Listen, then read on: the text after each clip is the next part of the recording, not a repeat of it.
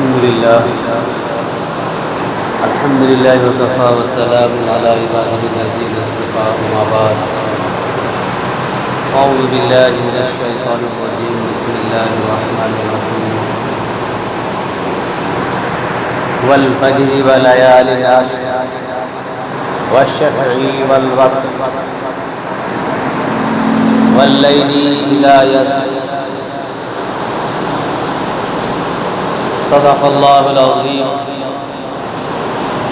قال النبي صلى الله عليه وسلم من وجد ساعة فلم يزكي فلا يحضر مصلانا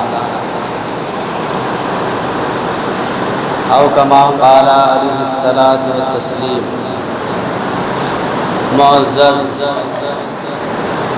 میرے بزرگوں اور نوجوان ساتھیوں، اللہ تبارک و تعالیٰ کا بے انتہا فضل و کرم انعام اور احسان ہوا کہ اللہ تبارک و تعالیٰ نے ہم اور آپ کو نماز جمعہ کے لیے پہل سے پہل حاضر ہونے کی توفیق عطا فرمائی. میرے عزیز دینی بھائیوں، یہ ذی القعدہ کا مہینہ چل رہا ہے جس کی آج 28ویں تاریخ ہے. تقریباً 2 روز کے بعد ذی الحجہ کا مہینہ شروع ہو جائے گا، ذی الحجہ کا چاند نظر آ جائے گا. تو میں مناسب یہ سمجھتا ہوں کہ ذی الحجہ کے مہینے میں کچھ مخصوص باتوں کا جن کا قرآن اور احادیث میں تذکرہ موجود ہے، اس کے متعلق کچھ باتیں آپ حضرات کے سامنے گوش گزار کروں. اللہ رب العالمین سے دعا ہے کہ چند باتیں مجھے صحیح کہنے کی اور ہم اور آپ کو اس پر عمل کرنے کی توفیق عطا فرمائے. میرے دوستوں، میں نے جو آیت پڑھی والفجر، اللہ تبارک و تعالی واو قسمیہ ہے، فجر کی قسم کھا کر کے کہہ رہا ہے کہ قسم ہے فجر کی. اگلی آیت ہے وَلَيَالٍ عَشْرٍ، اور قسم ہے 10 راتوں کی. قسم ہے فجر کی، قسم ہے 10 راتوں کی، اور قسم 10 راتوں کی. میرے دوستو، جو خدا ہے رب العالمین ہے، پورے جہان کا پالنے والا ہے، رب ہے. اللہ کے حکم کے بغیر کوئی انسان کیا کوئی پرندہ بھی پر نہیں مار سکتا، لیکن وہ خدا قسم کھا رہا ہے. آپ اندازہ لگا سکتے ہیں جس کی قسمیں میرا اور آپ کا رب کھا رہا ہو، اس رات کا مقام اور مرتبہ کیا ہو. اس رات کا مقام اور مرتبہ کیا ہوگا جس رات کے قسمیں میرا رب کھا رہا ہے. اس رات کی بلندی کا کیا کہنا، جس رات کی قسمیں میرا رب کھا رہا ہے. اس رات کی شان کے بارے میں کیا کہنا، جس رات کی قسمیں میرا رب کھا رہا ہے. اس رات کی بلندی کے بارے میں کیا کہنا، جس رات کی قسمیں میرا رب کھا رہا ہے. اس کی قدر و قیمت کے بارے میں کیا کہنا ہے، جس رات کی قسمیں میرا رب کھا رہا ہے. اس کی عظمت کے بارے میں کیا کہنا ہے. آئیے میں آپ کو بتاتا چلوں. صحابی رسول حضرت عبداللہ ابن عباس، زہاق، حضرت زہاق، حضرت کلبی رضوان اللہ تعالی علیہ اجمعین وغیرہ ائمہ کے حضرات کے تفسیر کے نزدیک جن راتوں کی قسمیں میرے اور آپ کے رب نے کھایا ہے، اس تفسیر سے ان راتوں سے مراد وہ عشرہ ذی الحجہ کی راتیں ہیں. وہ عشرہ ذی الحجہ کی راتیں ہیں. گویا عشرہ ذی الحجہ کی 10 راتیں ہیں جس رات کی قسمیں میرے اور آپ کا رب کھا رہا ہے. اس رات کی، کیونکہ اس رات کی فضیلت احادیث مبارکہ میں بہت سی کثرت سے آئی ہے۔ ہمارے اور آپ کے نبی آقا دو جہاں تاجدار مدینہ محمد عربی صلی اللہ علیہ وسلم زبان رسالت سے ارشاد فرماتے ہیں کہ یہ وہ راتیں ہیں جس رات کو جس رات کی ایک رات کی عبادت کا ثواب شب قدر کی رات کے برابر ثواب ملتا ہے۔ ایک انسان اگر شب قدر کی تلاش کرنا چاہتا ہے جس میں ایک رات کی عبادت کا ثواب 83 سال سے زیادہ ثواب ملتا ہے، ایسا سمجھ لیجیے ایک انسان 83 سال سے کچھ دن زیادہ تک یعنی 1000 مہینوں سے زیادہ تک مسلسل عبادت میں مصروف ہے، لیکن ایک شخص وہ ہے جو 1000 مہینوں تک نہیں بلکہ 83 سال کچھ مہینوں تک نہیں بلکہ صرف اور صرف وہ شب قدر کی رات میں عبادت کر رہا ہے، لیکن وہ ثواب جس کو 1000 مہینوں سے زیادہ مسلسل عبادت میں مصروف رہنے میں ملتا ہے، وہی ثواب ایک ایمان والوں کو صرف شب قدر کی رات میں مل رہا ہے۔ وہ بھی شب قدر کی رات میں کوئی تخصیص نہیں ہے، مسلسل 10 راتوں میں جاگنا پڑے گا تب آپ شب قدر کی رات کو تلاش کر پائیں گے۔ لیکن قربان جائیں میرے اور آپ کے نبی آقا دو جہاں تاجدار مدینہ محمد عربی صلی اللہ علیہ وسلم زبان رسالت سے ارشاد فرماتے ہیں، ترمذی شریف کی حدیث ہے کہ ایک ایمان والا عشرہ ذی الحجہ کی رات میں عبادت کرتا ہے، ہر رات کی عبادت کا ثواب اتنا ملے گا جتنا شب قدر کی رات میں جاگنے کا ثواب ملتا ہے۔ شب قدر کی رات میں عبادت کرنے کا جتنا ثواب ہے اتنا عشرہ ذی الحجہ کی جو 10 راتیں ہیں 10 راتیں ہیں اس میں ہر رات میں اتنا انعام دیا جاتا ہے جو شب قدر کی ایک رات میں۔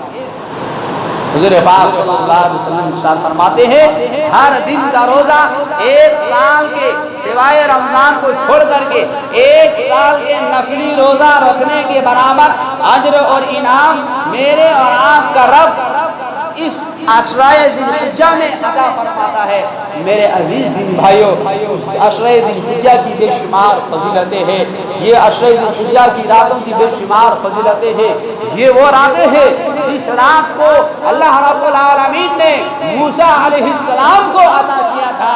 شاید آپ کو معلوم ہوگا اور نہیں تو سن لیجئے کہ جب حضرت موسیٰ علیہ السلام اپنی قوم سے یہ کہہ رہے تھے کہ اے میری قوم میری بات کو مانو، اللہ کی وحدانیت کو پہچانو، میرے بتائے ہوئے طریقے پر چلو، جب ان کی قوم ان کے طریقے پر چلنے لگے موسیٰ علیہ السلام نے کہا جب فرعون غرق ہو جائے گا یا فرعون سے ہمیں نجات مل جائے گی تو اس وقت اللہ رب العالمین ہمیں ایک کتاب عطا کرے گا جس کتاب کے اندر ہمیں جینے کا سلیقہ ہوگا، جس کتاب کے اندر رب کی بات کو کس طرح مانا جائے، اس کی عبادت کس طرح کیا جائے، اس میں اخلاق حسن معاشرتی کے پورے نمونے ہوں گے۔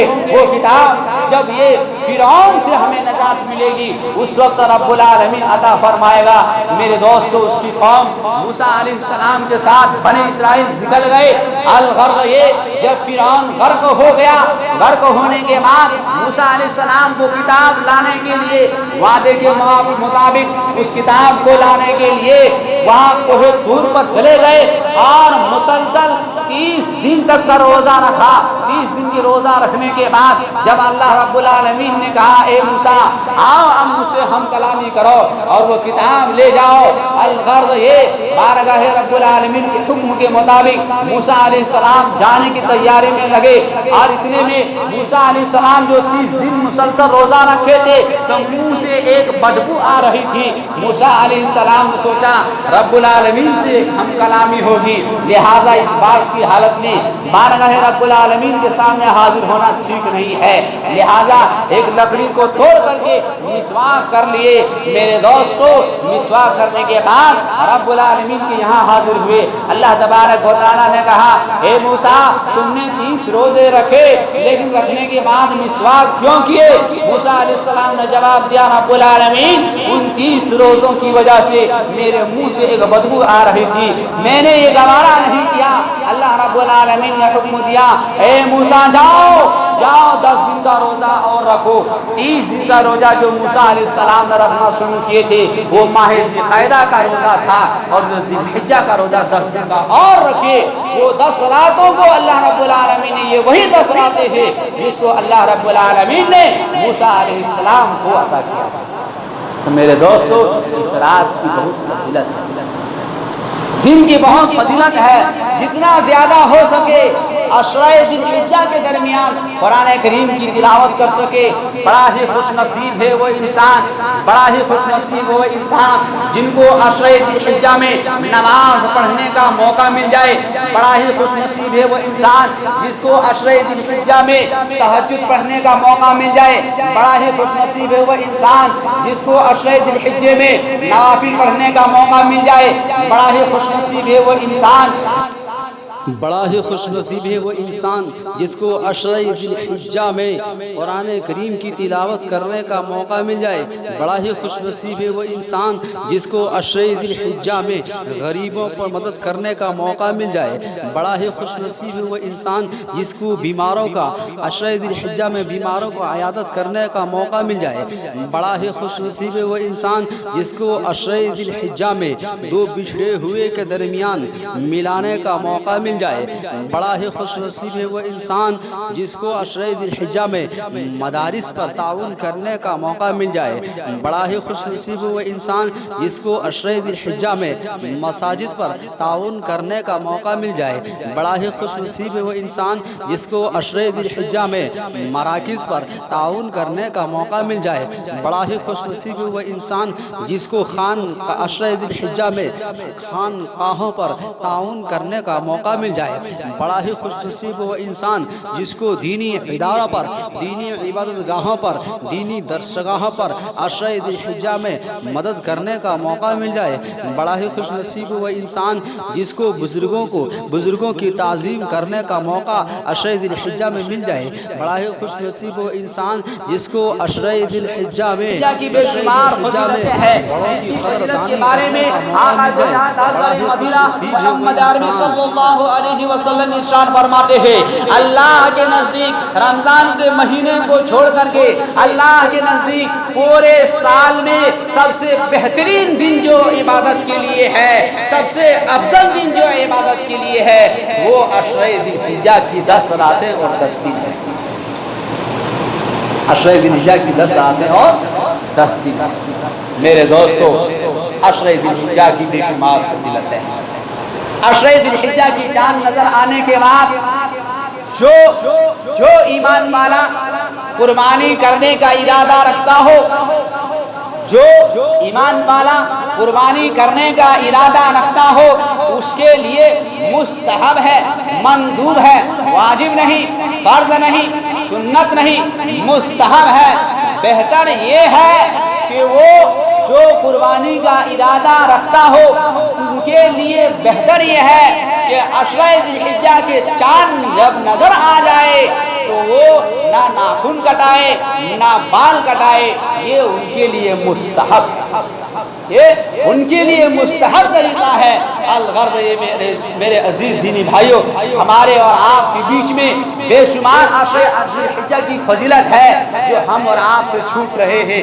بعض صحابی رسول فرماتے ہیں کہ عشرہ ذی الحجہ کا جب چاند نظر آتا تھا تو صحابی رسول بازار میں جا کر کے با آواز بلند یہ تشریف پڑھتے تھے, اللہ اکبر اللہ اکبر لا الہ الا اللہ واللہ اکبر اللہ اکبر وللہ الحمد. ایک تو وہ ایام تشریق ہے جو چاند کی 9 تاریخ کی فجر سے 13ویں تاریخ کی عصر تک ہر مرد عورت پر واجب ہے ایک بار بلند آواز سے پڑھنا, مرد پر بلند آواز سے, عورتوں پر آہستہ آواز سے پڑھنا.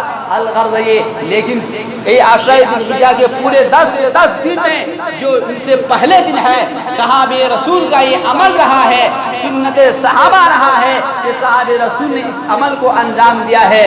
بلند آواز سے اٹھنے میں بھی پڑھ رہے ہیں, بیٹھنے میں بھی پڑھ رہے ہیں, بازار میں جا رہے ہیں پڑھ رہے ہیں, یار دوستوں سے ملاقات ہو رہی ہے اسی کلمہ کو پڑھ رہے ہیں. وہ ایک کلمہ حجاج کرام عشرہ ذی الحجہ میں جو لبیک اللہم لبیک کی صدائیں सरजमीन अरब में बुलंद करते हैं, लेकिन एक दीवाना मचल करके, एक ईमान वाला मचल करके नबी के इश्क में कुर्बानी दे रहा है और उसकी मोहब्बत में यहाँ लम्हा में आवाज़ बुलंद वो तहलील जिक्र कर रहा है, अल्लाहु अकबर ला इलाहा इल्लल्लाह वल्लाहु अकबर वलिल्लाहिल हम्द। मेरे दोस्तों, इसका कहने का असल मकसद ये है, हम तो हज नहीं कर सकते क्योंकि अल्लाह रब्बुल आलमीन ने तो हमें वो हैसियत नहीं दी है, या अगर दी है तो अल्लाह ने तौफीक नहीं दी है। मेरे दोस्तों, उसकी मुशाबहत इख्तियार करने की वजह से ये जो कुर्बानी करने वालों को ये जो मसला बताया था कि आप उनकी तशाबुह इख्तियार करें, क्योंकि अशर ज़िलहिज्जा में जब तक जानवर की कुर्बानी पेश नहीं करता, कुर्बानी नहीं देते, तब तक हुज्जाज इकराम अपने सर के बाल और नाखून नहीं कटाते हैं।